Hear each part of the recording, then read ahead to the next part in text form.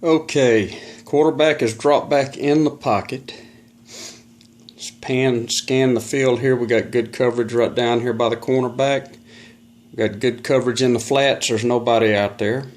Number 20 got smashed inside by a pretty strong cornerback. I guess he knocked him inside. I'll have to look at the replay. This cornerback is jamming up the receiver, and he is not holding him. His hands, this could have been a hold right here, but he is not touching the receiver. Quarterback's got a designated receiver. We have one receiver over here, 47 at the 40. It's going to be kind of a cross-the-field pass. It's going to be kind of tough. We have to determine the distance. So it's right now it's at 11 yards. We have two types of timers. We have a red stick timer, which I call bullet pass. A short timer for less than 15 yards to behind line of scrimmage. I have a white stick timer, which is for 15 plus yards. If the receiver is going to make 15 yards, his route 15 yards, then I'll have to use this timer here.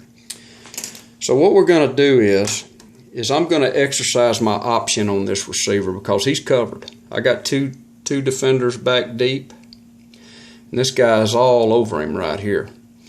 So I'm going to exercise my turn and burn option right now, and I'm going to throw this pass to the outside. I'm going to lead the receiver to the outside. This is what the ball in the air is all about. Sequence is all about. So I'm going to turn and burn this receiver right now. And I'm going to turn and burn him to the outside. We're going to try to loft this pass to number 47.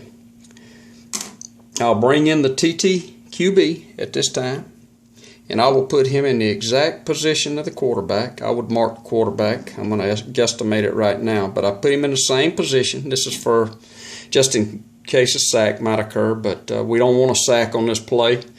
I didn't line up to blitz the quarterback on this particular play. I wanted to show the pass itself to you guys. So he's got to stay in that same position until the ball in the air sequence is over. Now then, the defense gets the pivot. So it would be just like laying a white passing stick down here on number 47 and letting him try to get to the ball. The defense would get the pivot to that ball. Okay? But we're not laying a passing stick. We're going to use the timer, which will be down here behind the quarterback, and we'll put a runner here, and that will time the ball in the air sequence. Okay? Very simple. Now then, the defense can pivot. They've got pretty good coverage. We're going to have to mark this defender right here. We're going to do something here on this coverage. I'm going to let him kind of loop out and try to, if the pass is underthrown, he can pick it off maybe. Let's just see what happens. We're going to turn this guy to where the white stick would be. He'd be racing to this area. He's racing to the ball. Ball's traveling overhead. He's racing to it.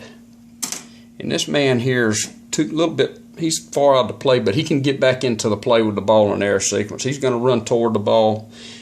These defenders will angle over, make their angles. This guy's all over this receiver, and he hasn't picked up the ball yet. They're engaged, so he will not be touched.